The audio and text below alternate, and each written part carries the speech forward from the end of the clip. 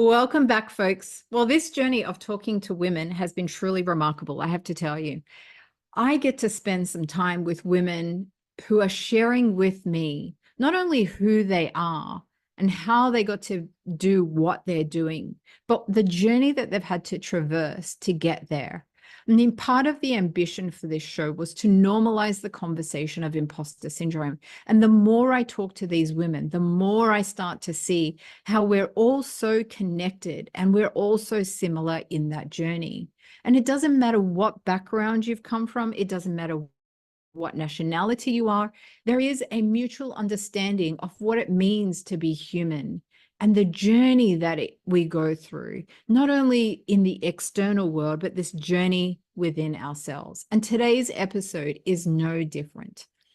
Listen, before I introduce my next guest, I want to say that I hope that you are getting some gold from these conversations. It is my intention that you're able to listen for what the gold is in those conversations and be able to take that and utilize those tools, those resources, those strategies, and even just the stories in your own life to improve your life in whatever way that applies. My next guest is incredible. Her story and who she is as a human being, if there was one word I would use to describe her, it would be magnanimous. With 40 years experience in media, she started her career in a male-dominated world where she shares how she was bullied and really had to learn to be strong. She owns and runs AA Expose Media, which is a PR company that helps business owners and individuals get mainstream media coverage. She's the founder of Mass Media Tribe and the Gold Coast Business Laughter Club meetup groups. She's also the founder of, and you may know her from, the Global Good News Day and the monthly Global Good News Challenge. She is larger than life, and she lives by the motto that you should be the change that you wish to see. She's an absolute powerhouse. And in this episode, you're going to hear some of the gumption that this woman has, and the tenacity and the gratitude that she shares for the life that she lives and for her own journey in it. It is my absolute pleasure to introduce you to her, and her name is Aldwyn Altuney.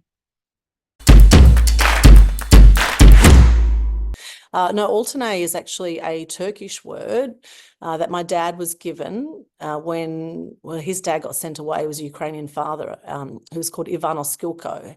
And because the Turks and the Russians were at war with each other for many years, and they didn't like anyone from the Ukraine, so they didn't want him having a Ukrainian surname, they gave him a Turkish surname, which is actually Altuney. Altuney is how you pronounce it in Turkish, which is Altuneg, and the G is a silent G. It's got a dash on it, but we don't have that particular letter in the English language. So I've changed it to a Y, Altuney, and that's how I say it, Aldwyn Altuney.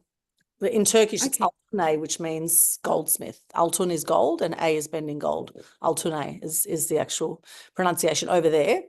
And Aldwyn is a Welsh name. I was named after a dear friend of my parents who died when Mum was 8 months pregnant to me, and so they passed on. Oh, right. Wow. They passed on her name, which is a Welsh name.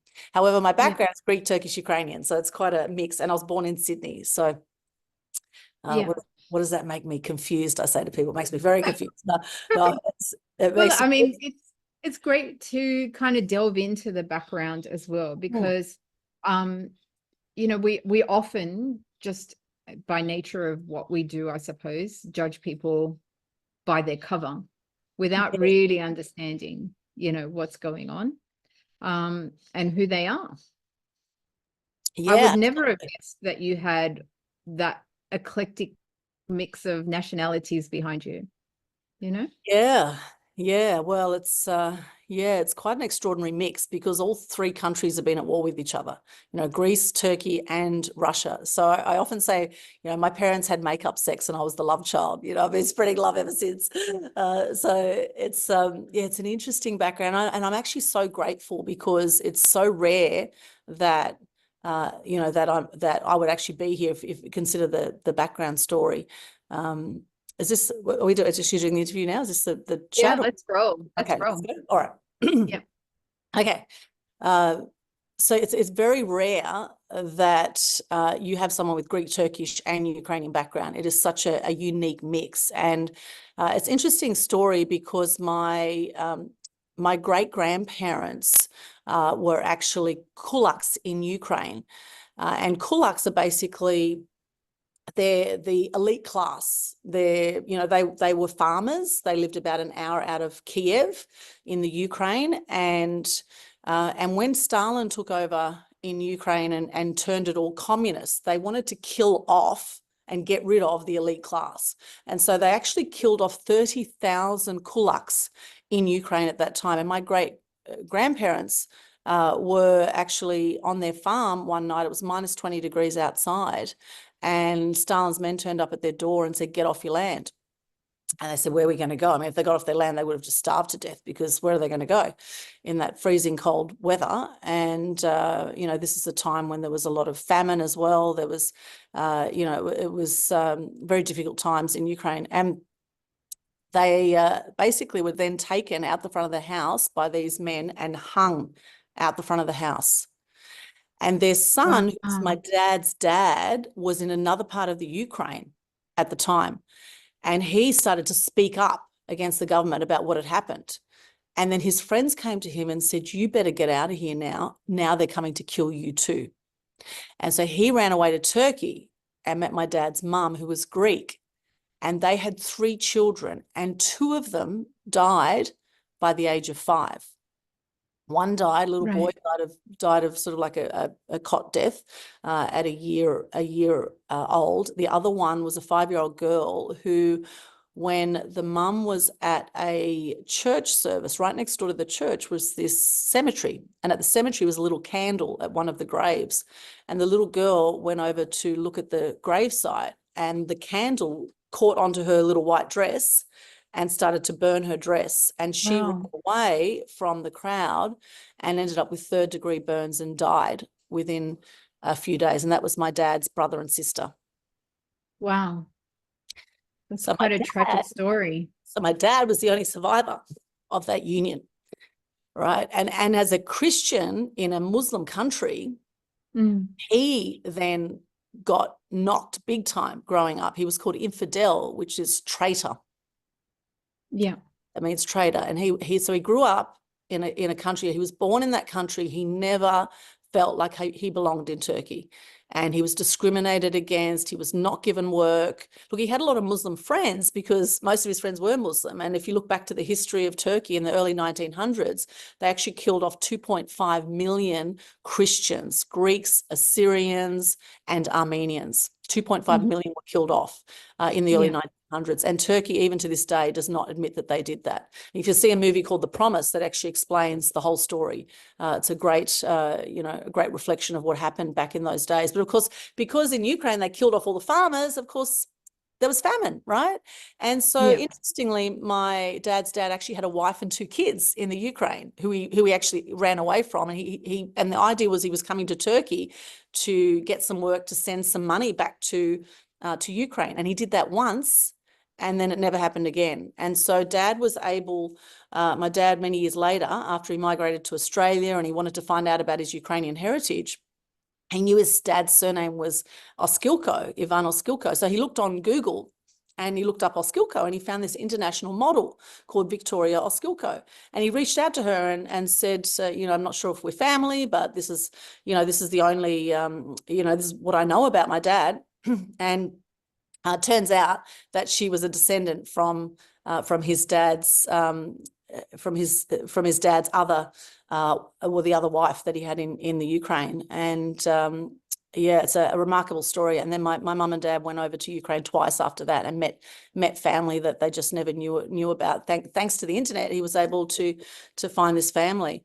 But the only photo that his mum actually had, which back then it was the black and white photos, and it was film days back then. The only photo that the mum had of his dad, she chopped the head off the photo. We're not quite sure what that was about, but clearly they had some issues. They weren't able to communicate properly because, they couldn't really speak each other's language, so that it was very, very difficult time then. And my dad's dad actually got sent away at a young age by authorities, etc. And my dad never really knew his dad either. And he was actually told his dad was dead when his dad wasn't dead. His dad was, alive in another part of Turkey. And so my dad actually grew up in poverty, up until about the age of 12. He had like one pair of shoes. He became a carpenter, and then he worked his butt off, and, his mum couldn't read or write. He worked his butt off and became an engineer. And then he was able to migrate to Australia in 1970 as a skilled migrant. And he turned up with mum. They'd only been married 3 weeks. They turned up in Sydney with 2 suitcases and $300 in their pocket, and started life all over again. And what an extraordinary story when you think of the migrants that come here with hardly anything, and they start life, and they work hard, they work their butts off. And that's exactly what both my parents did. And I think that's where I get my strong work ethic from. But also from that story, you see, I've had family that were killed for stepping up, the kulaks, right? And then I have family that were running for their life, which is my granddad running for his life from Ukraine to Turkey for speaking up. And what do I tell people do now? I help them step up and speak up, right? And we all have 14 generations of DNA in us, right? 14 generations. And I do believe our ancestors are right behind us in everything we do.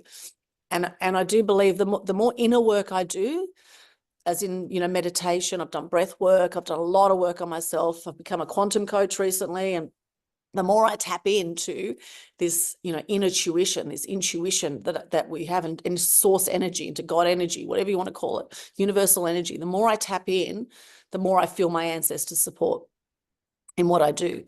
It takes guts. It takes guts to speak up and step up, right? And you're going to have people that don't like what you have to say. You're going to have people that are going to try and put you down and going to try and shut you up. I mean, for how long have we been told to, sit down and shut up, only speak when you're spoken to? How often are we told that as children? And although thankfully my parents weren't like that with me, however, they did say for a long time as a child, they said, why can't you be like your brother? And my brother became an optometrist. He's married with 4 kids. We're like chalk and cheese. I've never married no kids. So I had for a long time, I felt I wasn't good enough. I felt I wasn't, I felt that in fact, I felt invisible for a long time growing up in Sydney. As a first generation Australian in the northern beaches of Sydney, where I grew up, was North Balgowlah area. And at North Balgowlah Public School, there were no other foreigners it was all sort of people that were born here of English descent. And there was no one. There were no Asians, Indians. There was none of that at that particular school, because most of the foreigners were over the western suburbs or other parts of Sydney. We were in the northern beaches area. And back then in the 70s and even early 80s, this was actually late 70s, there was a lot of bullying that happened in school because, even though I kind of looked Aussie, my name's different. The food I took to school's different. I was taking tabbouleh and all the other kids had, white bread sandwiches with hundreds of thousands in it and, a popper of Ribena. That was their lunch, and I'd take tabbouleh and all this really cool food that smelled quite strong because I often had garlic and stuff like that. So they're like, oh, what's that? But it made me stand out from a young age, whether I, actually wanted to or not. I stood out anyway because I had that European heritage. And I remember growing up and some of my closest friends turned against me in primary school. And I remember there were birthday parties where everyone was invited in primary school and I wasn't invited. And I did ballet for 3 years. And for 3 years, they had a school,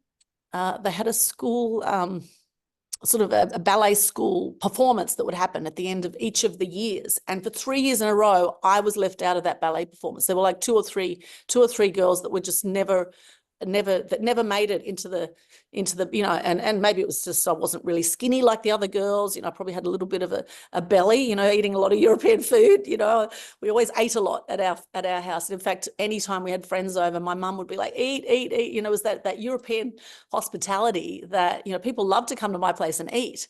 And the friends that I thought I had as a kid turned out not to be friends at all. In fact, one night when I came home from from a table tennis tournament. We actually came home early because I ended up becoming quite a good table tennis player from a young age.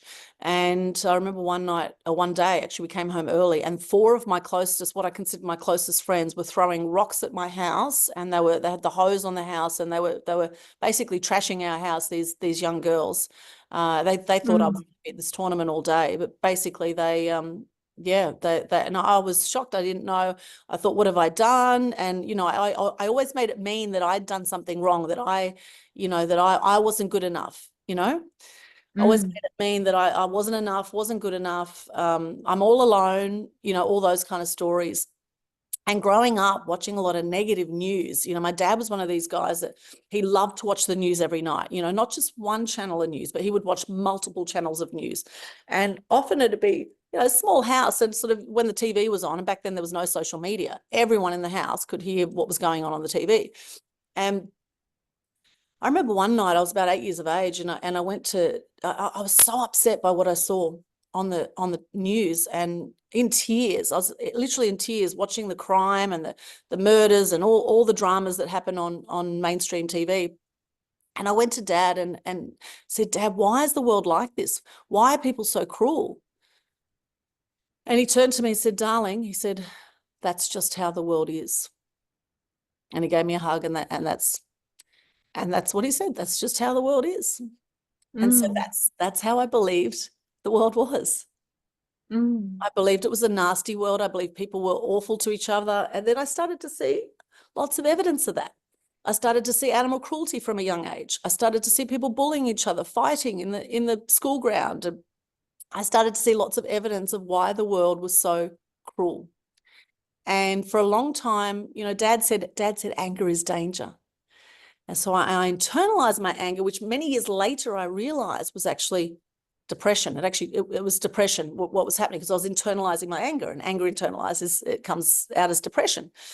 And I had some very dark thoughts, and I was actually, from a young age, very, I was self-harming.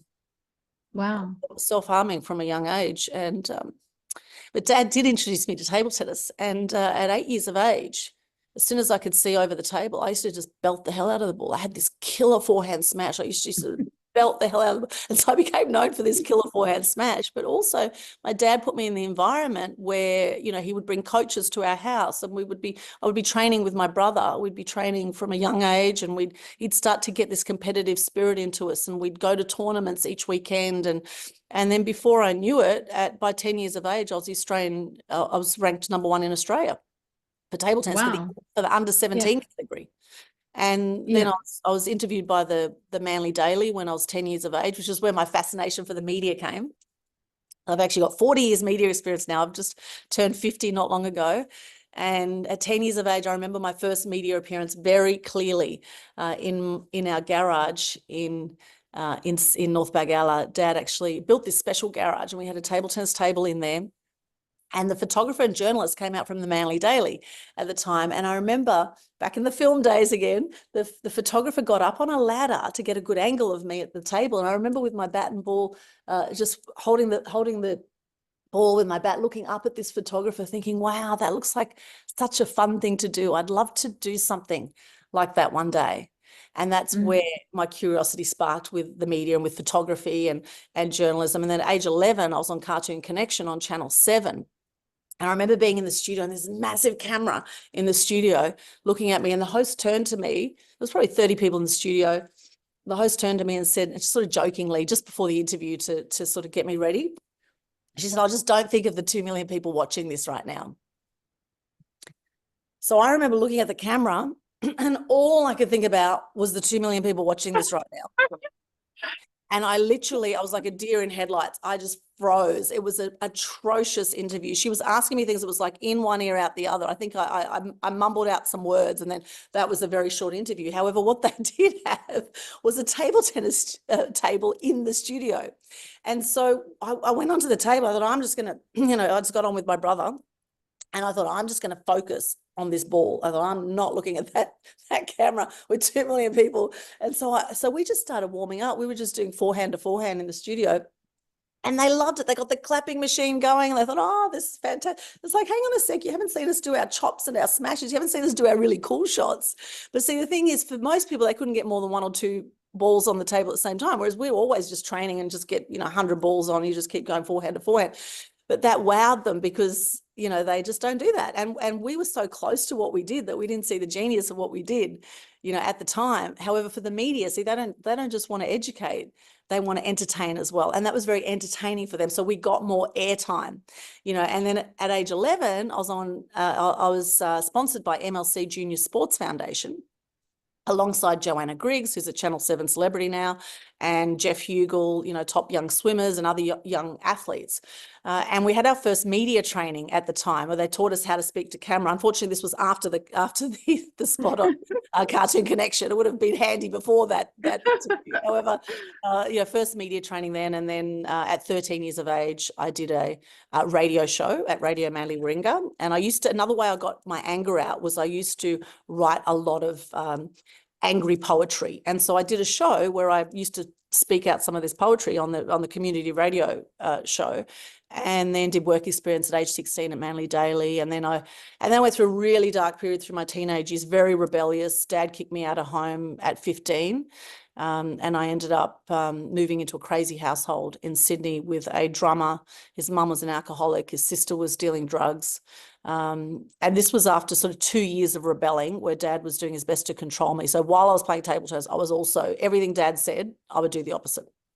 And he had that sort of strict European background. So it was things like, you're not allowed to get your ears pierced. So I pierced it 5 times either side. You're not allowed to stay at people's places. And so, with the staying at people's places, with that, I mean, I was running away from home, jumping out the window in the middle of the night, catching up with people. Like I was just, I was drinking a lot, smoking a lot. And after 2 years of that, and Dad had this strict rule, not allowed to stay at anyone's house. And one night I went to a Halloween party at 15 years of age, and I came back at 5 a.m. So the sun had already come up. It was still daylight. Even though I hadn't slept at their place, the fact that I came back at that time, he was so furious. And basically he locked me out of the house and he said, "You're not my daughter anymore." And he started to throw my stuff out of the house. And this is where at 15 I got kicked out, and I had nowhere to go. So I called the person who I just had the party with, and my girlfriend's brother is who I ended up dating. And that's where I ended up in this crazy household. And 6 months into that, there was then a turning point where I saw my best friend sleep with my boyfriend in front of me. And at this stage, I'd gone from the top of my primary school, I was Ducks of North Balgala Primary School, to failing everything in year 11 in this environment, because we partied every night. There was jam sessions and it was just one big party house. We wouldn't go to bed until the sun came up every day.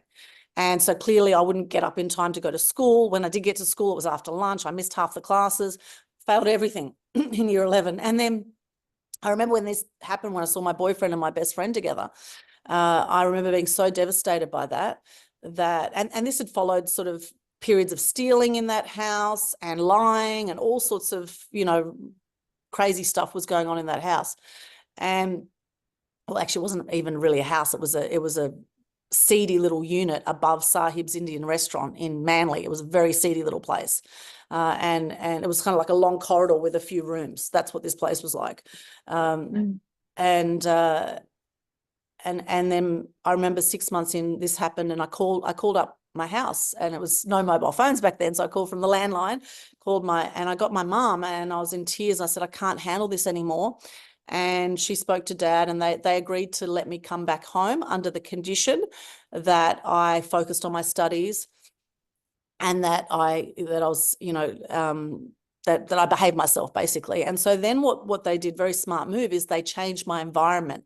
They changed my school that I went to. So from Mossman High School, they then put me into Forest High School for year 12, a brand new environment. And I studied my butt off with my brother and got into a media degree. And that's where it was the only thing that interested me coming from high school. There's nothing else on the curriculum anywhere that interested me other than media. And I ended up getting into this BA in communications, majoring in media. And I ended up, while there was a job going as editor for the university newspaper, which was called Curio. And I applied for this job 3 times before I got it. And that was a publication that came out every 2 weeks. We had 24 to 48 page publication that we put out every 2 weeks. We had about 30 contributors for it. And we had a sleepless night every 2 weeks putting this publication out back in the early days of Quark Express and, the early platforms there we were designing things on.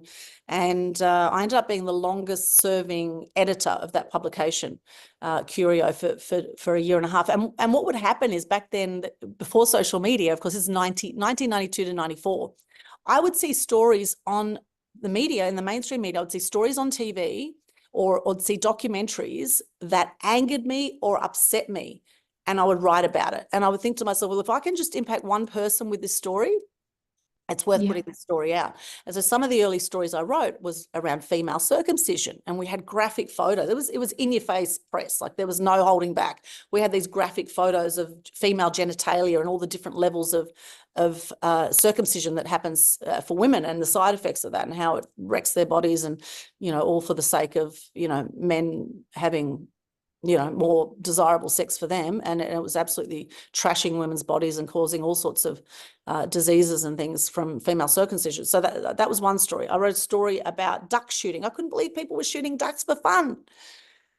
And I wrote a story about it. And the headline I remember so clearly was "Go and Get Ducked," right? It was that kind of press.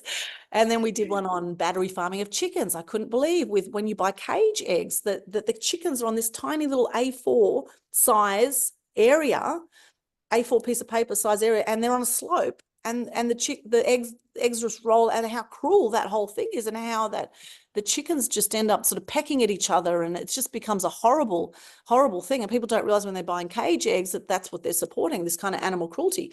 So I did a story about that. I did a story about the environment and what's happening with all the landfill and all that kind of stuff. So anything I saw that angered me or upset me in some way, I would write about it.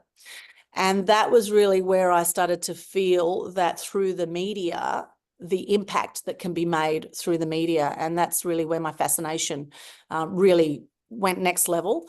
And I then, was able to do that, and then edited the university newspaper. After the university newspaper, I edited the women's handbook called Athena. So I then designed and edited the women's handbook. That was in 1995.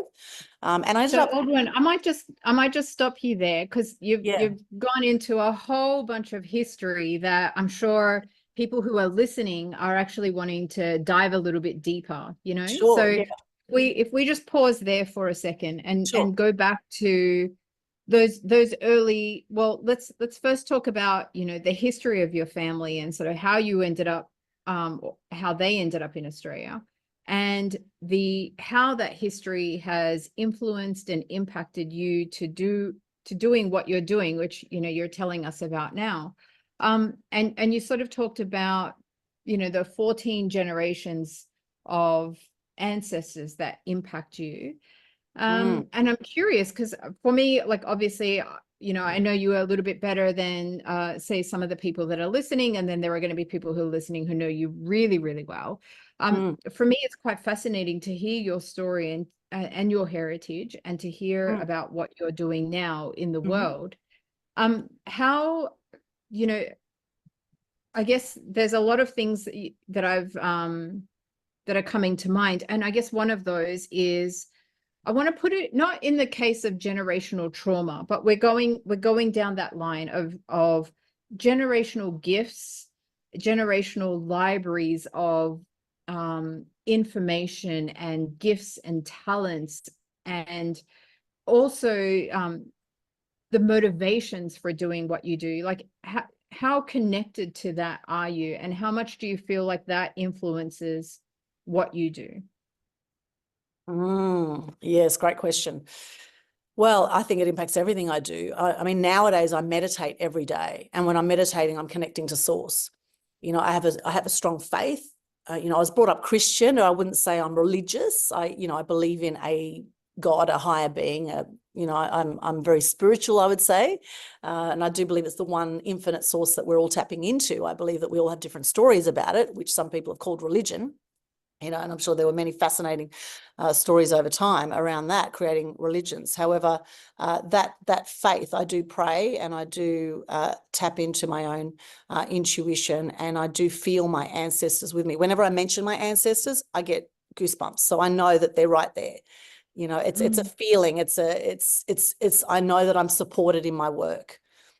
And that's Yeah. an inner knowing that you can't see, but you can feel. So I feel that Yeah. every day. I feel that every day in my work. So it's absolutely integral to what I do, to give me the faith and the confidence to be able to share my messages as I do, unrelentlessly. I share exactly how I'm feeling on social media and in the media, in interviews. And I don't care if people like what I've got to say or not. This is my truth. Yeah. And that's the thing. Too many people worry about what other people think of what they're going to say, and it holds them back. This fear holds them back from getting themselves out there. And this is why we have this absolute crisis, I believe, where a third of people die by 65 and 90% die with regrets. That to me is an absolute, who wants to die with regrets? 90% of people die with regrets. Who wants that? And I do believe that if we speak up about what matters to us, we step up, stand up about what matters to us, that we're making a difference, and we are actually moving towards being one of the 10% that actually die being happy with what they've done in the world, grateful that they've stepped up and spoken up about something in the world. So that's been absolutely integral for me in what I do. Let's have a look at that, because there's obviously in the story that you've told us so far, there is a very obvious transition from where you were as a younger child, and you sort of alluded to and things I can relate to. Funny enough, I grew up in the western part of Sydney. So in primary school, there was, even though everybody else, like, it was downtown Lakemba, and it was pretty much migrant central. But having said that, there was still racism, there was still bullying. And then into high school, for me anyway, it was very multicultural. Like, we had a group of 13 girls and we doubled up on nationality once. So, Wow. so while I can relate to some of the things that you're saying, there is also this other element where I never felt like I had to fit in that school, in that environment. It changed. It did change. It was only 2 years at Regent's Park, but it did end up changing, because we moved to Perth, which was a very white environment.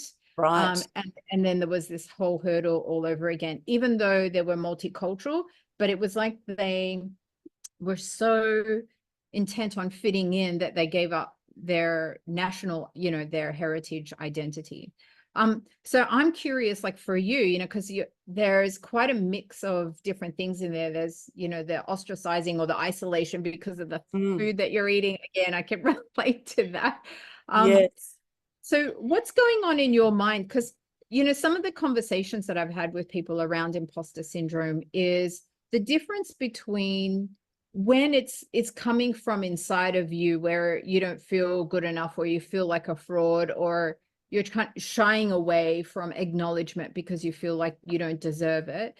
And then there's the other type of, I want to talk about it in terms of the other type of imposter syndrome, because it's almost impressed upon you from either the environment or from other people. You kind of mentioned your dad telling you, why couldn't you be more like your brother? You found yourself in environments like at the ballet school where you're being excluded, and then there's this internalizing, I think, and I might be putting words in your mouth here, of what's wrong with me, or why aren't I good enough, or why can't I be like everybody else, so. And then you've obviously made this transition through that period, through that rebelliousness, into what you're doing now. So can you dive into that and sort of talk to us about that transition, and how you get to a place where you're experiencing these things to then come to a place where you basically need to just say what you need to say and not worry about how other people receive it or think about you, which is quite a strength that a lot of people struggle to get to. It's it's not an easy place to get to for people. Yeah, it definitely wasn't an easy transition to go from not feeling good enough and feeling invisible, and feeling that anything I did wasn't enough. And in fact, as a child, the way I got my dad's love, because another thing in Turkey is the guys hang out with the guys and the girls hang out with the girls. So even though my dad never felt Turkish, he was around that Turkish culture from the time he was born. And so dad always used to hang out with my brother all the time, who became, he was like the good boy, and I was like the bad girl, he was always the one that did everything mum and dad said. And he got all of dad's attention, and I hung out with mum. And then I started to not get along so well with mum and wanted my dad's love and attention. And I found that when I achieved, I got my dad's love. And this is where, through the table tennis from a young age, every time I won a tournament, we used to come home with lots of trophies. Every time I went to a tournament from a very young age, we ended up with so many trophies. It was ridiculous. In fact, most of them are still at my parents' place to this day in Bribie Island. They've got them all lined up along their place. I'm sure some of them got thrown out. That we just had that many trophies because every weekend we'd be at a tournament. And every time I won a tournament, I would get my dad's love and I would get his attention. And so for me, I ended up relating achieving to love and to my dad's love. And however, at the same time, I was then getting rejected by people at school. So I was trying to find my way as a teenager and didn't feel that I really fully belonged at school. And then I didn't feel I fully belonged at home because I had to always achieve to get love. That's what it felt like. And so I ended up being in this place where I ended up moving more towards the friends at school. The ones I used to hang out with were all the misfits. They were the ones that were foster kids. They were the rebellious ones. They're the ones I felt, the rebels, the misfits. They're the ones that I enjoyed hanging out with. And, some of them couldn't write properly, or, they were definitely the outcasts that I would hang out with. And I wanted to fit in with these outcasts, and these outcasts were drinking a lot, they were rebelling, they were smoking drugs, they were doing all of that from a young age. And so then I started to do that kind of stuff. And so then, did you feel like you weren't being judged why this group? Was it that you didn't feel that you felt like you fit in, or was it easier to fit in, or was it easier to adapt? You weren't being judged? Yes. I felt that I fit in with all the misfits, all the odd ones, all the ones that were a bit out there, that were rebellious. I felt that I fit in with those ones. I felt that was my tribe. And then when they turned against me, and, dad was dad had a bit of a temper back then, and he was always wanting to have control, and we headbutted big time, in that home environment. And I, when he found out that I ran away from home in the middle of the night, which happened several times when I was 13, I would just jump out the window of our house, of my room. I would lock the door, jump out the window, and I would go catch up with my girlfriends in a park, and we would just drink and do drugs and all that kind of thing. And then one day I ended up in Mossman from North Bagala, and one of the girls' mums ended up calling my dad saying, "Your daughter's over here." And he was furious. He went off his head, and he was doing his best to try to control me. And the more he tried to control me, the more I would rebel, until it came to the point at 15 where I got kicked out. And in fact, that was one of the best things my dad could have done for me, was actually kick me out of home, because I got to see the grass is not greener on the other side. I got to see the lifestyle that I thought other people had the life. I thought other people were having all the fun and were having the great life. And then I realized how good I actually had it at home, because really all I was looking for was love. I think that's all we all really look for, is love. And I wasn't looking internally for love, because I didn't have that self-worth. So I was always looking externally for love. I wanted to be loved by others. I wanted to be, admired. I wanted to be told it's okay, that you fit in, that you're okay, that you're normal. I wanted to be told that, but I never felt normal. I never felt like anyone else. I felt like a complete outcast in every environment I went into. And so to make that transition then, so going from top of my primary school to failing everything in year 11 in this environment, and then ending up after uni, ending up with high distinctions in TV production and photojournalism at the end of my media degree. So I kind of went on this high achiever, bombed, and then high achiever again. You know, I went through this real dip, and it was in that dip, in that breakdown of the dip of where I saw my boyfriend sleep with my best friend when I was 15. That was the big turning point. I remember at the time, that night that happened, that we had the record going, the turntable. Back in the record days, we had the Pretenders' Don't Get Me Wrong. It's such a symbolic song. Don't get me wrong. You know, that Pretenders song was playing on the turntable. I remember when this happened. Don't get me wrong. You know, and I think about that, and it's interesting that I work in communications now. I work in media. I work in messaging. Don't get me wrong. How often do we get ourselves wrong, or do we get other people wrong?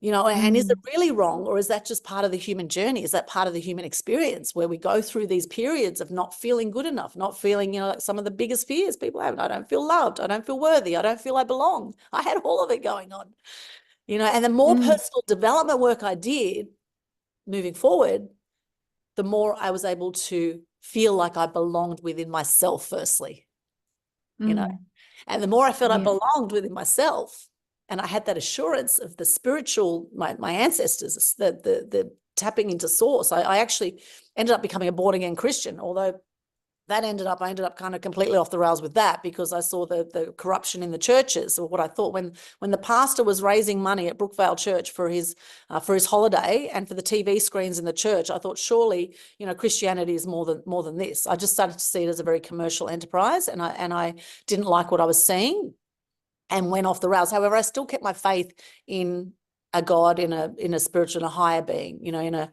I kept my faith. However, really it was in the personal development of all those years. And I've invested at least $1 million in my business and personal development in the last 20 years. And that really helped me come out of my shell. It helped me speak up more. It helped me step up more with confidence. And that's the big thing, that when I had the imposter syndrome, when I never felt good enough and I was self-harming, I didn't realize that it was because I was hurting at the time. I wasn't conscious of it. You know, hurt people, as they say, and healed people heal people. And I was a hurting child. Hence, I was drinking a lot, smoking a lot. In fact, I was doing my best to in effect, kill myself without actually killing myself in the end. I didn't want to die, but I didn't want to be on the planet. And I had invisible friends, and I'd hang out with the punks and I'd hang out with these misfit kids. And I just did not feel like I belonged on this planet. And I didn't want to be in a world that was so cruel and nasty. I didn't want to be here for many years. And many years later, I think a lot of people listening to that could relate a lot to that. Yeah. And I think, well, I really appreciate you sharing that, you know. If you don't mind, I would like to delve in a little bit around that whole concept of going from that place where you are self-harming, you don't feel good, you don't want to be here anymore, and that whole self-destruction kind of cycle, how you go from that to self-belonging. And I know that that's not flick a switch kind of, or do this course and you're, you know, home and hose, but talk to me a little bit about that process for you and what that journey's been like.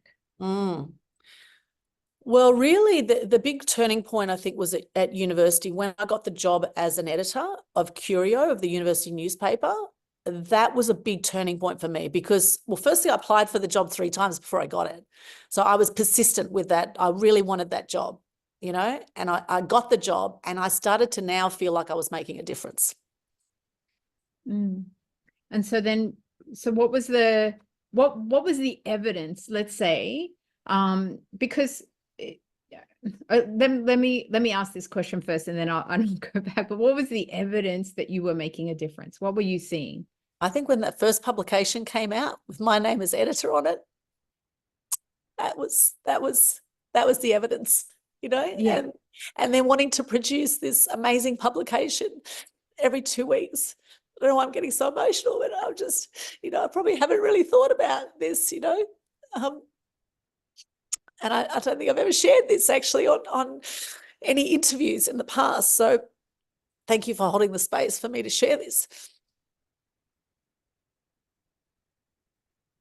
It was producing that publication that I felt like I was impacting the world, that I had a reason for being, that I had a reason for being here. And I thought, if I can just impact one person with these messages, it's worth putting this out. It's worth doing this. I had a reason for being.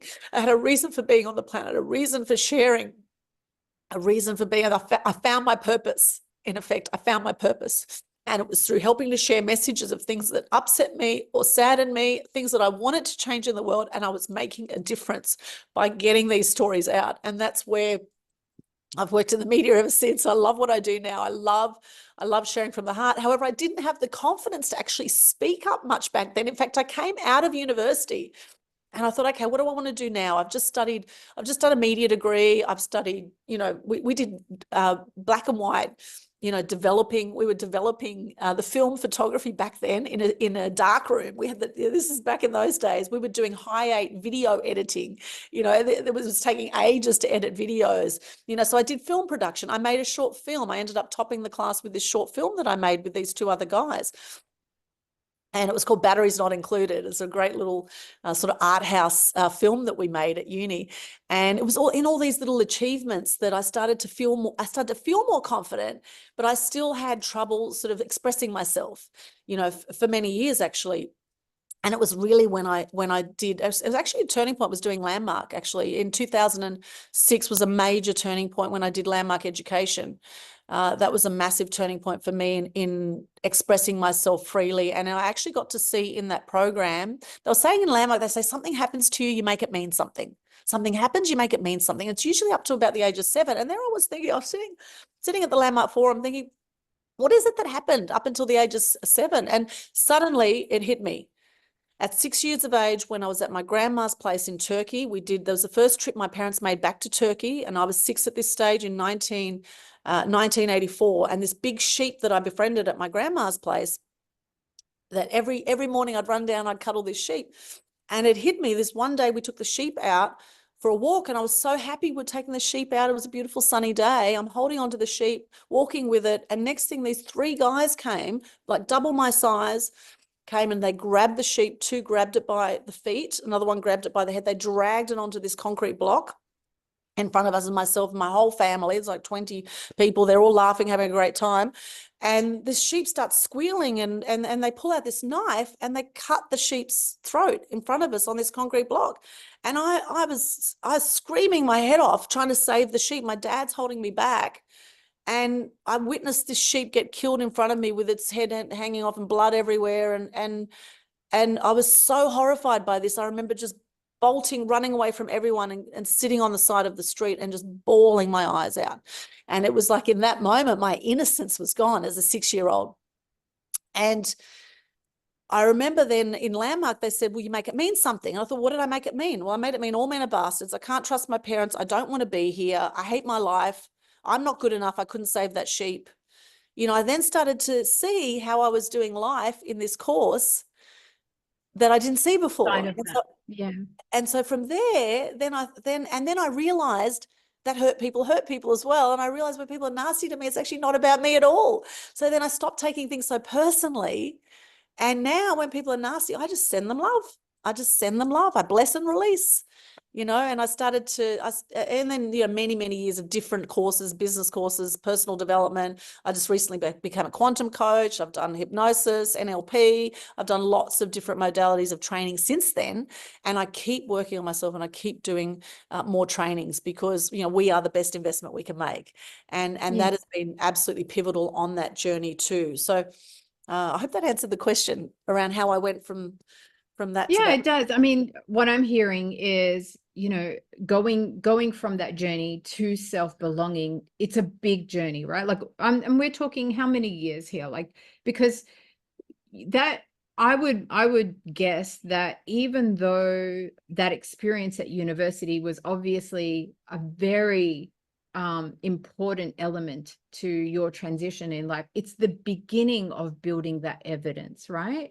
Like, because I would imagine, if I'm thinking about my own experiences, if you've got that bank of thinking that you're not good enough, you don't belong here, you don't want to be here, blah, blah, blah, and then something somehow switches your mentality and you start looking for evidence in the other direction, right? and then you start to build a bank of evidence in the other direction. So Mm. if you're now, you know, editor, and you're putting out these publications and you're seeing that you've got this purpose, you now Yes. have this foundation to build this evidence on. And so whatever courses you're doing, whatever, even sometimes the most random compliments from people, when you've reorientated that thinking from thinking about the negative and the things that can't go right and all that shit, to then going, okay, I belong here, I'm doing good. And then you hear the evidence come in. So there could be random compliments from people about your lipstick or about whatever.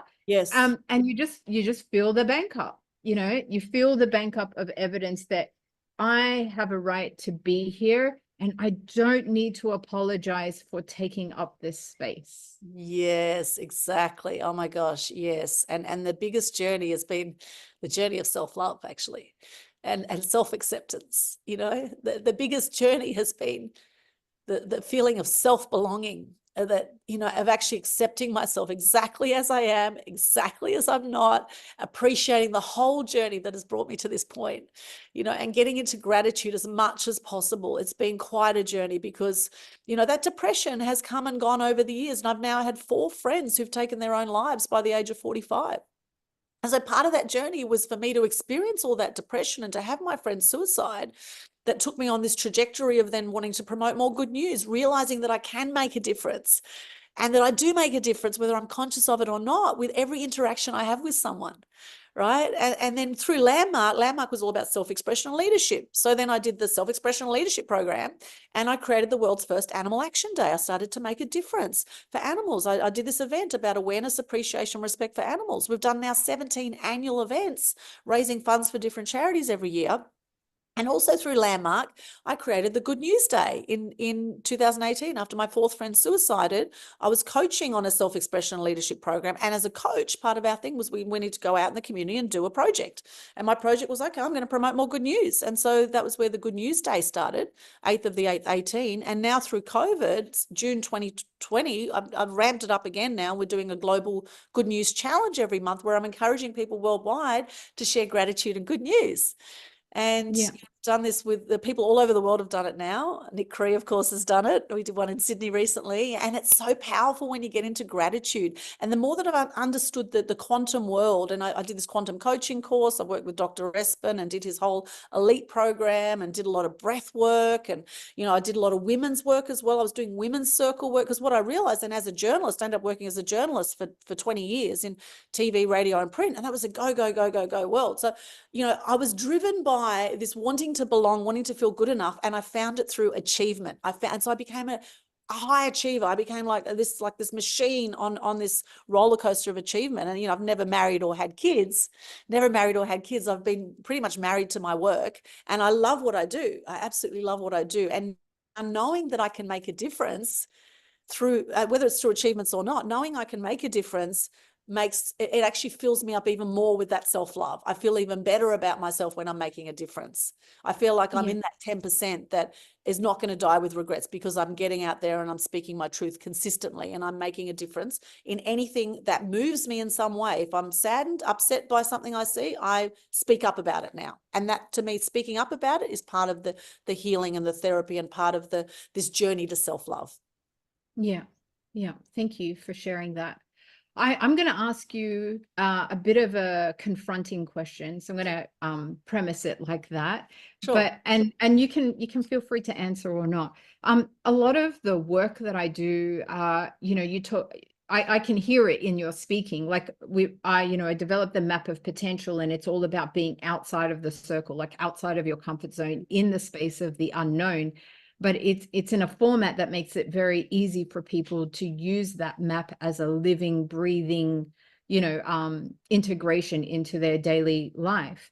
And you know, I can hear that the expression of who you are is not inside of your comfort zone at all. It's constantly and continuously pushing yourself outside of your comfort zone, doing things sometimes that you might not even want to do, but you know, having to do that because and can really hear the underlying vision and purpose that's driving you is around, you know, your contribution to other people and making a difference in that space. And I Yeah. really acknowledge you for that. Thank you. And so my question, I guess, is how do you make a distinction between, because, some of the things that you talked about, like you're in your early life, this priming conditioning, if you like, around how you got love from your father, Yeah.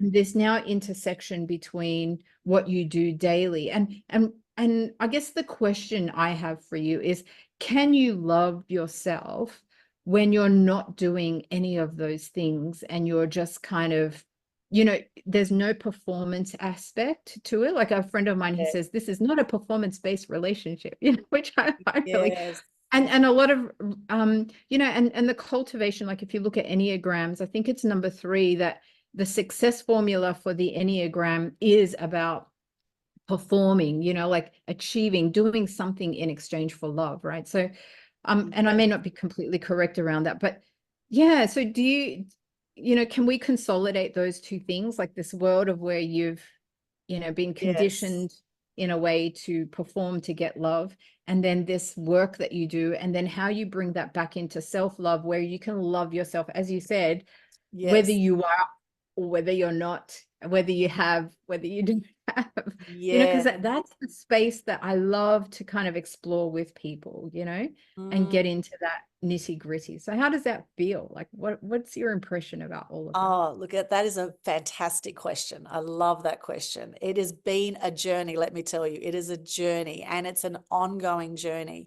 However, the more inner work I've done, the more that I realize that I am worthy and that I belong, and that I have I'm here to make a difference, and I have a purpose and all that. And sometimes, because there's times we all go through these dark moments, right? If you look at Dr. Hawkins' scale of consciousness, I mean, that is absolutely gold when we get that we're 99.9% energy, frequency, vibration. And when we feel different emotions, we're either expanded or we're contracted. That was absolutely gold for me, seeing that diagram. And Mhm. now I'm conscious now of where I've been unconscious for years, is that when I get into gratitude and when I have peace and enlightenment, the more I expand how I'm feeling. And that comes nowadays through meditation, through yoga. I have saunas. I get massages. I self-nurture. Sometimes I'm just having a bath and I'm just appreciating my life. I hop in the ocean, and every time I go under a wave, practice that I've developed, every time I go under a wave, I think of something I'm grateful for, whether it's my family, my health, my living on the Gold Coast, whatever it is. I keep cultivating this attitude of gratitude. And the more I cultivate an attitude of gratitude, whether I'm with people and achieving, or whether I'm not with people and not actually achieving as such, that to me is where the real love is, that filling the core love that then expresses out. I don't feel that I have to achieve to feel love now. Whereas for a long time I did. And that's kind of become like almost habitual now, where I'm a high achiever anyway. However, also now I've learned through the women's circle work I've done, through the breath work, through the meditation. Nowadays I meditate every day. It's a non-negotiable. I meditate daily, even if it's just 5 minutes, 10 minutes in the morning, I meditate. That's time alone with source. It's time to connect to the beauty of the world and the beauty of myself and all those things, appreciating the heartbeat, noticing the air coming in and out of my nose or whatever, right? It's these mindful moments. The mindful moments is where the magic happens. And that's where the true self-love is cultivated. And then all these courses and other things I do, this is just more self-assurance, I guess, in a way that I'm on the right path. And then there's certain things I do that it's just fine-tuning those skills, fine-tuning the public speaking skills, fine-tuning the whatever, the NLP, understanding how the human mind works, neuroscience, the quantum physics, all of that stuff. That they're just all little ways that I've sharpened my saw, I guess, in effect. I've sharpened my saw in what I do and in how I present myself and how I come across. If I didn't do all the different public speaking courses, 3 years of Toastmasters and many other courses where I've invested huge amounts of money, if I hadn't done all those things, then I wouldn't be at this point either. So that transition has been a real inward journey. And nowadays I'm perfectly fine being on my own. Whereas for a long time, I felt like I needed to be with people all the time, because I also had this fear of being alone, because I had depression and because I was self-harming for many years. I had this fear of being alone. And nowadays I am very happy in my own space, very happy. And I'm happy Yeah. with other people too, you know, and I don't feel I need to achieve, or I need to be with people to actually have that self-love now. Oh, beautiful. I love how you talk about all the different processes or modalities or things that you do, tools that you use or utilize.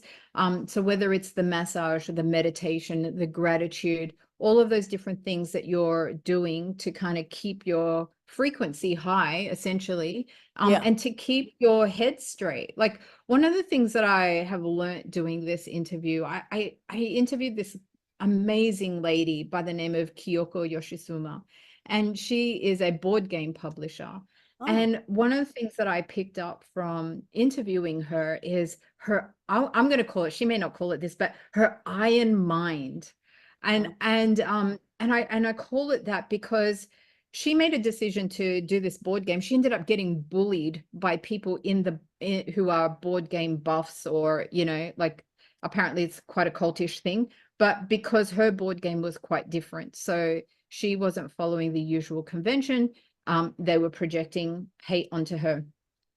But she has this iron mind where she can literally, she's focused on what she's focused on, and nothing is getting inside of that, including her own negative thoughts. So whilst she's doing that roller coaster of, but she's driven by this purpose. And yes, she's going to have moments where her self-talk is going to take her off track and whatever.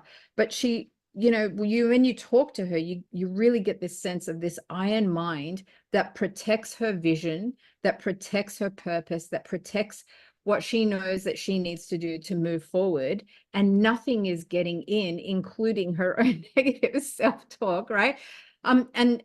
And so, where I leverage what you're saying is then what are the things that are going to support you to continue to have that iron mind about what you're doing, the purpose that you're driven by, and allow you to love you, whether it's working, it's not working, you're getting flack, whatever, to keep you on track. So, those massages are a form of self-love, because you're Mm. saying, I'm worthy, I'm good enough to get Mm. this, like Yep. I know that there are probably people who work a 9 to 5 job who are sitting at their computer holding their pee or not eating their lunch for hours and hours and hours and hours because they're so busy.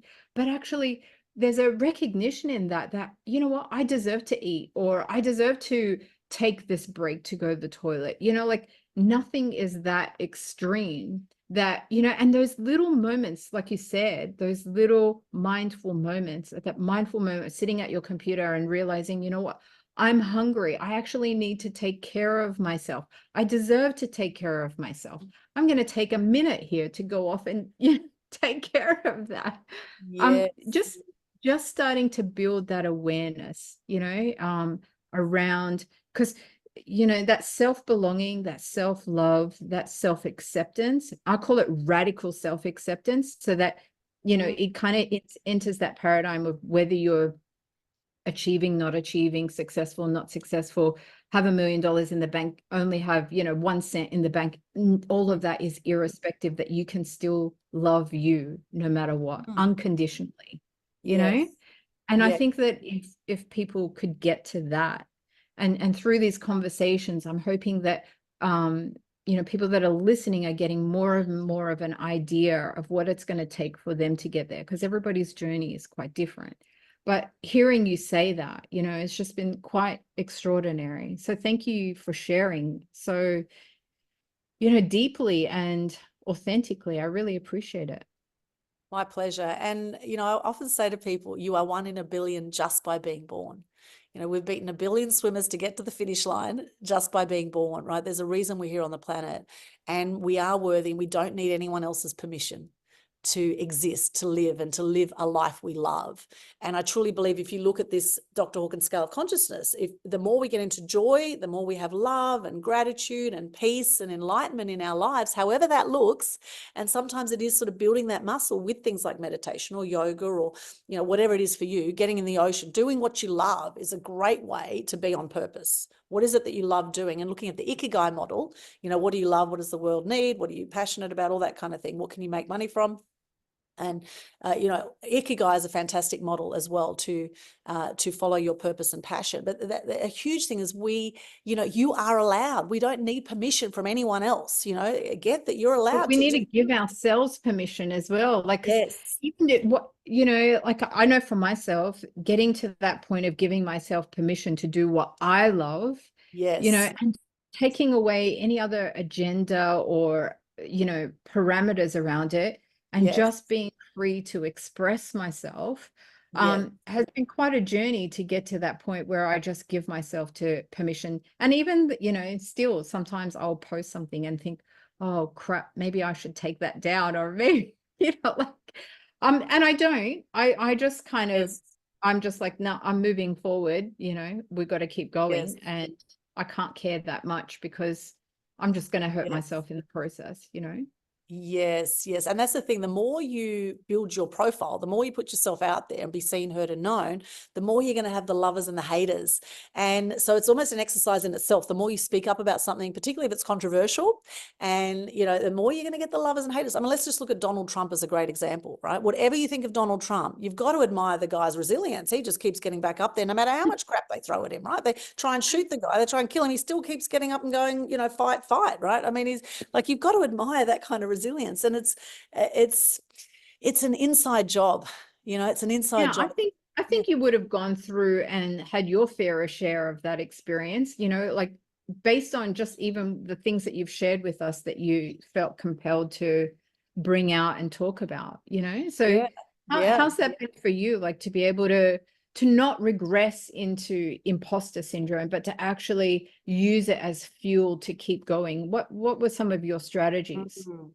Well, I think being an elite table tennis player for many years, for 6 years, I represented Australia in Europe and Asia. I think having that competitive spirit, it was like, if you tell me that you can't do something or you can't say that or whatever, I'll be like, yes, I will. I'll say it and I'll do it and I'll do whatever the hell I like. Thank you very much. So I had that kind of headstrong The rebel. attitude. Yeah, that rebel, that headstrong attitude from a young age. And, now I look at, okay, how is this happening for me with everything? And I certainly, I go through my challenges, I go through my dark moments, but the quicker I can get the moments I'm going into story or into victimhood in any way, any time that I kind of feel an inkling of why is this happening to me, I switch it and go, how is this happening for me? And I look for, okay, what is the gold in this challenging experience right now? For example, last year I got swept out to sea in Coffs Harbour. I almost died out in the middle of the ocean, but I didn't die, right? I survived that. I had a quinsy in my throat. I was emceeing at Woodford Folk Festival and could have died easily and ended up in an emergency for 3 days with my throat was, potentially I could have died easily. And that there are quite a few times I've had some near-death experiences. I've been sexually abused, which I blocked out of my memory when I was, 13 years of age in China. I was sexually abused and I kind of dismissed it and I blocked it and then realized, and so it's sort of owning these shadows as well. It's sort of looking back and going, oh my gosh, I've been through these challenges. Okay, what was the learning? And I've had some, I used to, as a journalist, I would have tonsillitis, I would get throat issues often, and it's all around the chakra of speaking up, right? Here I am in the media and I'm in a male-dominated area. I was bullied a lot as a journalist as well because it was such a male-dominated area. I was bullied by multiple men in high places in the media, and you had to be strong to be able to make it through that. And then in the end, I went, stuff it, I'm going to do my own thing. And so I've had my own media business now for 20 years, and I would be a shocking employee for someone else because I love I love doing my own thing. I don't want people telling me what to do. So it's been quite a journey, and to be grateful for all of it, to embrace all the shadows and all the highs, all the lows, to be grateful for like the near-death experience. I got swept out to sea. Thank God it wasn't my 2 girlfriends with me at the time. We were forward driving on the beach. My 2 girlfriends said, thank God they didn't get swept out to sea because they definitely would have died. And in fact, up to that weekend, New South Wales had the biggest number of drownings because we had cyclonic winds and really rough seas and we had there were 35 drownings in New South Wales over that summer period last year. And in that weekend that I got swept out a kilometre out to sea within about an hour in the middle of the ocean, no boats around, no people around, and this is an area known for sharks. I had to bring all of the personal development work into what I was doing to be able to survive that experience. I had to learn to Wow. the Would you flow. have to I had to swim learn. back to shore on your own? No, I didn't swim back to shore. I had to let go. I had to let go and I had to go with the flow, because if I tried to fight those waves, I would have Yeah. drowned for sure, without a doubt. Yeah. Wow. Without a doubt. However, that happened for me because what I realized is when I got back to shore, eventually, thankfully my girlfriends and they called for help, and we were able to there was a guy on a longboard that came out from the end of the headland, and there was some jet ski guys right down the other end of the beach. It was like a kilometre down, because it was four-wheel drive beach. We're forward driving on the beach, so we're at the end of this sort of this area in Boambi Beach where there's a creek, and when you get into the creek, the water comes up to your knees. Right. And in this creek, people just float along. And then there's a sandbank that stops you at the end of the creek before you get into the ocean. And people get out of the sandbank and they walk back and they just float along. And this is what I was doing. I was floating along. And the next thing, this massive wave came over me. The sand went from under me and I just got tumbled like a tumble dry, massive wave. And I just got one after the other, just kept coming. And I had to go with it. I'd been caught in rips before. I thought to myself, okay, I just got to go with it.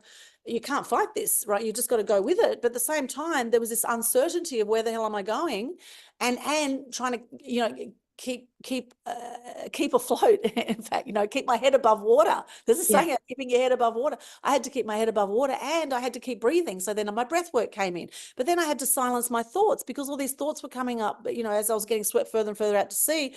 And I was thinking, oh my God, is this going to be my last day on the planet? I'm 49 years of age. And this thought came up where I'd said to people, it was like flashes of my life coming before me, where I'd said to people, if I die, kind of jokingly, if I die, the ocean would be a great way to go. Because I love the ocean, so the ocean would be a great way to go. And there I am in the middle of the ocean, thinking, oh my God, have I just manifested? I'm not going. I'm not going. And the day before, literally, I was doing a workshop with one of my mass media mastery clients, Angelique Pellegrino. We're doing a workshop called Open Your Mind to Flourish. And we were talking about how everything happens for us, not to us. So then that thought came up. How's this happening for you, Aldwyn? And then I'm thinking, this is not happening for me. I could be bloody dead any minute. I'm looking down for sharks. So then I had to silence those thoughts, right? And then there were times I was crying out there. I was praying. And it was all happening. I was having my own bloody circus going on in my mind while I was in the middle of the ocean. However, it happened for me because when I came back to shore and I put my feet back on the sand, I was so grateful to be on the sand. And then I started to research this area, Boambi Beach, and I saw on the council website, it said this is a safe area for children to swim. And so I immediately, the next day, got onto the phone to council, to the media, to say, this, I said, I almost drowned out there, and the council website says it's a safe area for children to swim. So I ended up getting on national TV. I ended up getting on the local paper. We ended up creating change, a ripple effect through the media about beach safety. I did a live video the next day sharing about my experience and saying to people, look, if you get caught in this situation, don't fight it. That's when you drown. Don't fight it. You've got to go with the flow. You've got to learn to trust. You've got to let go, and if it was meant to be that I was meant to drown or get taken by a shark, well, that was obviously meant to be. I had to trust that was going to be my destiny, but clearly it wasn't. Clearly it wasn't. I made it back to shore, and then I made change happen through the media. Thankfully, I had those media skills. Thankfully, I had the skills to know to go with the flow, to not fight the waves, as well as, facing the fear and doing it anyway, right? Being petrified and learning to let go at the same time. It was a battle. And then turning your experience into something that you share with other people straight away to make a difference to somebody else. Yeah, within 24 hours. That's within 24 that's phenomenal. Yeah, I got on that video. I did that live video that went viral. People were sharing it everywhere. In fact, I connected with Rita. I'm right now, my beautiful girlfriend, Rita, I reconnected with her after that. She saw that video of me where I shared, and I'm crying in the video. It's like, what is it that we worry about? What it really brought things home for me. It's like, what we worry about all these things. About 60,000 thoughts a day, right? 98% of the same thoughts we had yesterday for most people. 80% are negative. We worry about all this stuff. And at the end of the day, it's about living a life you truly love, whatever that looks like. It could be sitting at the top of a mountain meditating, whatever it is for you, And I reconnected with her. She saw that video. She reached out to me. I happened to be coming to Sydney that weekend, and she said, oh, I'd love to catch up. She said, where are you staying in Sydney? And I said, well, I'm meant to be meeting up with a friend, but the friend had just cancelled. And she said, well, come and stay at my place. And so we've been so close ever since. And we've got this extraordinary relationship now as a result of that. In fact, I was just talking to her last night about saying, you know, if I hadn't almost drowned out there and if I hadn't done a video and if you hadn't watched the video, then I wouldn't be here and we wouldn't have this extraordinary relationship we have now. And, you know, I've interviewed her multiple times. In fact, she picked me up in her yellow Lamborghini from the airport last night, from Sydney Airport. And she's an awesome, awesome human being. And, you know, and the more I get into gratitude, and it's an ongoing practice, it's a simple thing, but getting into gratitude, the more I get into gratitude and practice gratitude and exercise that muscle, just like going to the gym, the more I get into that space, the more amazing things happen in my life. And the more things just, you know, the more in flow that I'm in life. And the more that when I get into those stuck places, sometimes I get into those stuck places, and usually it's just that my body's saying, okay, Aldwyn, you need to now sleep a little bit more, right? Because generally, you know, I don't get that much sleep usually most nights. If I get 6 hours, I'm like, wow, that's like a luxury. So most nights I'll get about 4.5 hours sleep, sometimes 3 hours sleep. And then occasionally I'll just crash and then I'll get 8 hours sleep or something, right? But sometimes I find if I get too much sleep, then I get more tired. So I just work with my energy, and that could be having a nap in the afternoon. So just tuning into my body for what I need, as you said, right? And nurturing my body. The more I nurture myself and get into gratitude and love for everyone, regardless of differing opinions, right? Sending love. If people are nasty to you, send them love, because hurt people hurt people. Learning to appreciate everything, all the challenges, all the highs, the lows, appreciating the whole journey and enjoying the ride. Beautiful, Aldwyn. So before we close up this conversation, I'd just love to ask you, for people that are listening to this who have been so captured by your story, the insights, you know, it's been such a journey. Thank you. What advice would you have for them in terms of like starting to look at their own life, more than just imposter syndrome, but, you know, looking at their life, looking at the things that they want to do, feeling maybe held back or not quite where they want to be? What kind of advice would you give them in terms of starting to make some change? Well, firstly, I'd say you are worthy, you do belong, and you are loved, right? Even if it doesn't feel like it sometimes. And you are amazing. You're here for a reason. And what I'd say is the more you can do what you love in life, the more you can tap into, hey, I really love doing this. Because usually what you'll find is when you love doing something, whatever it is, that you're in flow, that's what you're here for. You know, and then looking at ikigai, okay, how can you monetize that? If you want to make that a profession or a career or, you know, whatever it is for you, the more you love your life, the more you're expanding your vibration and getting into peace, whatever that's like for you. If it's meditating, you know, in fact, all successful people I know meditate. So there must be some kind of correlation in there, right? There must be, you know, there's science, right? Think and Grow Rich. I was recently in a book called The Book I Read, volume 2, and with 25 other authors. It became international bestseller, one of about 20 books that I'm in. And in this book, I wrote about Think and Grow Rich and the principles in Think and Grow Rich. And one of the principles is faith, right? The 13 principles in Think and Grow Rich, which has created more millionaires than anything else, is faith. And that faith is so important. That faith is so important in yourself, like that self-love journey. That self-love journey comes with nurturing yourself, with doing what you love. My advice is do that as much as possible. Nurture yourself. Find your path to self-love, whatever that is for you. And know that you are worthy, you are loved, and you do belong. And you don't need to prove that to anyone, right? And the more that you can find that for yourself and the more you can practice that daily, whatever that is for you. Could be connecting with animals. I love animals, but one area I'm most in flow is when I'm connecting with an animal, you know, whatever that animal is, you know, even if it's a lizard, like a little gecko, or even ants. I look at ants, I think, oh my gosh, ants can carry 10 times their weight. What an extraordinary animal an ant is, you know, and yet there's some people that just go kill the bloody ants, right? It's like, you know, like there's beauty in everything. You know, and the more we can sort of bring that joy to our lives, you know, bring that joy to your life and bring that innocence and bring that the journey of self-discovery. And it's such a beautiful world, you know, it's such a beautiful, magnificent world. What a wonderful world, right? One of my favorite songs, What a Wonderful World. It is extraordinary. You're here for a reason. And the more you can do what you love, the more you will be on purpose for living in the most extraordinary life. Beautiful, Aldwyn. Thank you so much. You are an extraordinary woman. Thank you so much for taking the time to be here. I I've learnt a lot just talking with you. And for me, you know, the biggest takeaway is that expression and doing what you love, you know, and giving myself permission to do what I love and just keep leaning in and not even thinking about the results, you know, just allowing my heart to lead me. And I really get that from you. Thank you so much. I Yes. appreciate it. Thank you. Thank you so much for the space. And it's okay to cry, by the way. It's okay to cry.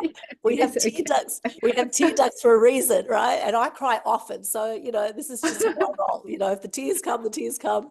And, you know, embrace all of it. I'm so grateful for my tears. I'm so grateful for my tears. Listen, And Aldwyn, if people want to get in touch with you, what is the best way for them to do that? okay, best thing is to hop onto my link tree, linktr.ee/Aldwyn, which is spelled ALDWYN. And there you'll find all my links. I've got free media resources. If people want to step up, speak up, be seen, heard, and known, and make a bigger difference in the world, then book a call with me on my calendar link there. Also, I recommend follow me on Eventbrite, because then you'll get all our, or Humanitix, you'll get all our upcoming events on there. I do events on how to build a global brand. We have the Global Good News Challenge that happens for free every month. It's a great way to practice gratitude. You can win prizes. You get added to the Good News Crusaders group once you do your challenge videos. And I love seeing those. That really lights me up. All the details are pinned to the top of the Global Good News Challenge Facebook page. So all my links there. Subscribe to my YouTube channel. You get lots more inspiration over there, and anywhere else on socials you want to connect. Just go to that linktree/Aldwyn. And I always say, be seen with the Media Queen. Oh, lovely. I love it. Well, we'll definitely put the Linktree link into the show notes to make it easy for people to get in touch. Aldwyn, have a wonderful day. And again, thank you so much. Thank you, Jenny. You're amazing. I love this show. And oh my gosh, I've shared things here that I've never shared on any other shows in my 50 years on the planet. So you've certainly held the space beautifully. So thank you so much for that, Jenny. You're amazing. You're welcome. Thank you.